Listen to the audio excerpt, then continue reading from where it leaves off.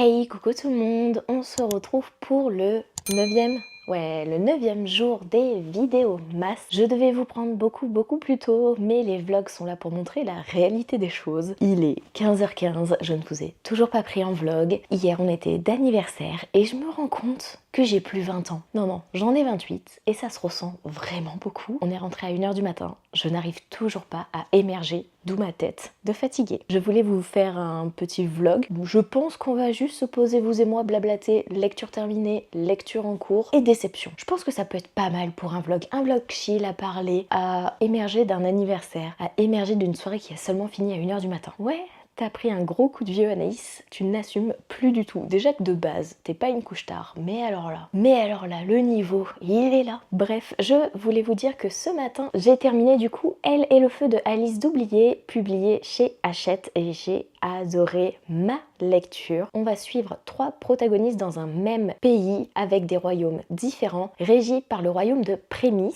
Et en fait, c'est l'année où tout le monde va se réunir pour aller à Prémis, car en effet, le jeune prince va devoir trouver sa moitié. On va tout d'abord avoir Alia qui maîtrise le feu, qui est une apire, qui doit se faire très discrète car elle est censée être morte. En effet, toutes les personnes ayant ce don sont tuées dès leur plus jeune âge et Alia est passée au travers des mailles du filet et du coup elle va devoir se faire discrète à la cour et ne pas conquérir le cœur du jeune prince de Prémis, mais celui-ci ne va pas être indifférent à son charme et à ses petits secrets. En parallèle, on va suivre Effia qui est une princesse d'un autre royaume, qui est assez discrète, assez... Moi j'aime les histoires d'amour, je crois en l'amour pur et sincère. Vous sentez l'innocence pure de cette jeune fille. Elle est pas si pure que ça au fur et à mesure. Et on va suivre Sibylle qui est princesse qui va devenir reine de son royaume, car dans son royaume ce sont les femmes qui dirigent son peuple. Ça va être bientôt son cas puisque sa grand-mère va bientôt décéder, n'ayant plus de mère, c'est elle qui va régner. Et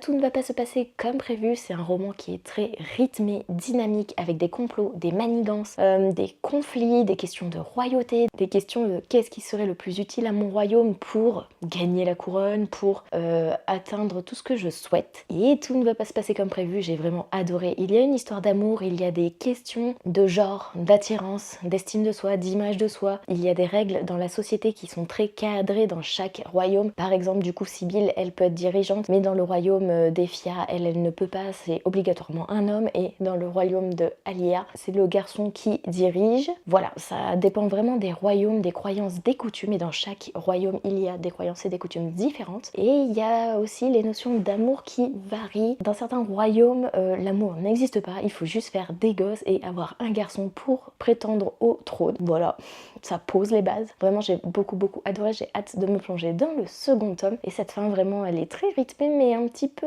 trop rapide. Il y a eu beaucoup d'action à la fin, mais en même temps, c'était nécessaire. Il y en a eu tout du long, mais là, ça s'est encore plus enchaîné. Je suis toujours dans ma lecture de Agence Perdido de Victor Dixon. J'ai écouté une petite demi-heure, 45 minutes hier en voiture, donc j'en suis rendue au chapitre 26. Je vais me mettre à jour. Vraiment, c'est très mystérieux, c'est très sombre, c'est... Vraiment, j'adore.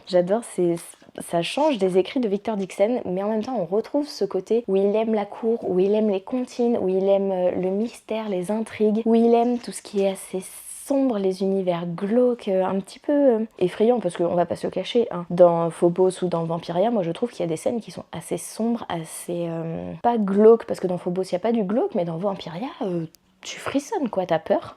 Il me semble que j'en suis par là, donc j'en suis à la page 280 au chapitre 27 et vraiment je le dévore en audio, c'est un chouette univers, un chouette livre. Et du coup, vu que j'ai terminé Elle et le feu, j'ai commencé Mémoire de la forêt 4, écrit par Michael Brun-Arnaud, illustré par Sanoé et c'est publié chez l'École des loisirs dans l'édition 9. Comment vous dire que ce matin c'était très dur pour lire, je me suis arrêtée en plein milieu d'un chapitre, je crois que je n'ai pas compris le début pour l'instant, va falloir que je recommence, j'ai lu 18 pages, ça ne veut rien dire, d'accord? En tout cas, je suis trop contente de lire ce 4e tome, mais en parallèle, je suis un peu triste de quitter l'univers de Michael Brun-Arnaud, de Mémoire de la forêt, avec ses petits protagonistes, ses animaux, cette famille, toutes ces thématiques et ces notions. Mais je vous en reparlerai quand j'aurai un peu plus avancé dans ce 4e tome. Et du coup, je prends mon petit téléphone avec ma petite anti-sèche et nous allons parler abandon. Car oui, c'est normal d'abandonner des livres. C'est normal de ne pas accrocher à tout. Il y a tellement d'univers à découvrir, il y a tellement de plumes, d'auteurs, d'histoires qu'il ne faut pas se forcer dans la lecture, tomber en panne de lecture et que si on n'accroche pas, c'est pas grave, c'est normal. Quelqu'un peut aimer vraiment beaucoup une histoire, un univers, un monde, sinon on n'aime pas, c'est pas grave. Vraiment, il faut banaliser le fait d'abandonner un livre, de ne pas adhérer et ne pas se forcer parce qu'il y a tellement d'autres univers, d'autres histoires, d'autres protagonistes à découvrir qu'il faut pas s'arrêter à un livre et se forcer à continuer. En tout cas, c'est mon point de vue et je pense qu'il faut vraiment le banaliser. Cette année, j'ai abandonné 4 livres, ce qui peut paraître énorme. La majorité des livres que j'ai abandonnés, ce sont des livres parce que je participais à un book club qui est pas du tout adapté à moi, je pense. J'ai fait presque 1 an avec eux, je crois que j'ai fait 8 mois. Durant ces 8 mois, il y a des livres soit que j'ai même pas commencé, soit que j'ai pas du tout apprécié, que je me suis forcée à lire, et il y en a 2 que j'ai abandonnés. Dans le nouveau book club que vous avez vu en vidéo, je vous mets la vidéo dans le petit i juste ici, c'est que le début de ce book club, j'en ai abandonné seulement un, et j'ai abandonné une lecture perso. Donc ça montre quand même que j'abandonne des livres, que je ne me force plus, et ça fait du bien de ne pas se forcer. Tout d'abord, en début d'année, j'ai abandonné Wish de Audrey Carland, donc c'est le 3e tome, c'est publié chez Hugo. Je me souviens que j'avais beaucoup apprécié le premier et le second tome. En fait, dans chaque tome, on va suivre une sœur qui a été abandonnée par la même mère avec des pères différents, qui a été du coup abandonnée et qui apprend à vivre, à survivre sans la présence de sa mère, à se créer une identité, à s'affirmer, à savoir ce qu'elle veut. Il y a des histoires d'amour, c'est du Hugo roman. Et en fait, dans le premier tome, la première sœur se rend compte qu'en fait elle a une autre sœur. Et dans le 2e tome, on se rend compte qu'il y a une 3e sœur. Et tout est bien ficelé, tout est bien en lien, mais quand j'ai commencé ce 3e tome, je me suis dit, c'est vraiment copie conforme aux 2 premiers. Et du coup, j'étais en mode, j'ai l'impression de relire ce que j'ai lu dans le tome 2. Et c'est rare quand même que je me souvienne vraiment de tous les détails d'une histoire. Et là, ça a été le cas. Et j'étais en mode, non, j'ai l'impression de relire le 2. Donc non, je le... Next.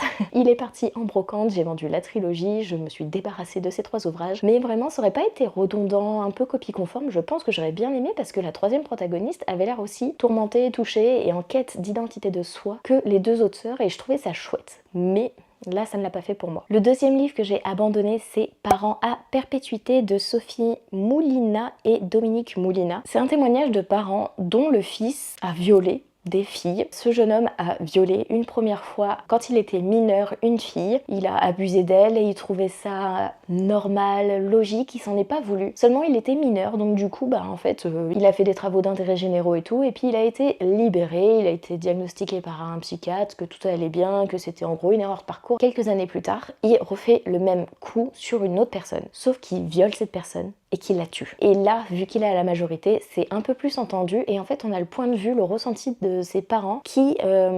Au début, ce jeune garçon, il était vachement intégré, il avait plein d'amis et tout. Et du jour au lendemain, tout le monde a tourné le dos à cette famille, plus personne ne l'a soutenu, ils se sont sentis seuls. Ils n'ont pas compris ce qu'ils avaient raté dans l'éducation de leur enfant. Ils n'ont pas compris qu'est-ce qui aurait pu faire que leur fils fasse ce qu'il a fait. Ils se sont remis en question, ils se sont beaucoup interrogés, mais j'ai pas eu assez d'empathie. Vraiment, j'étais en mode, mais en fait, ton fils, il est impardonnable. En fait, il a fait ça. Point. Cherche-lui pas des excuses, cherche-lui pas à savoir ce que t'as raté dans l'éducation, parce que vraiment ton éducation était nickel. C'est pas parce que dans ton passé tu as subi des choses et que tu en as pas parlé à ton enfant que du coup tu es responsable. Non, il est responsable de ses actes. Il a fait une première fois, il a été jugé pour ça et tout, il a eu des intérêts généraux, il refait. Au bout d'un moment, il faut arrêter de chercher des excuses à ce genre de personnes, et vraiment j'ai pas eu d'empathie. Donc désolée si mes mots choquent, blessent, mais c'est pas du tout passé avec moi. Je n'ai pas assez de recul sur cette thématique pour me dire ok, je comprends les parents. Non, vraiment c'est un gros frein pour moi, dans le sens où c'est un témoignage. Par contre, dans les histoires, je suis capable de lire des histoires avec des protagonistes qui subissent des viols ou des protagonistes qui violent, mais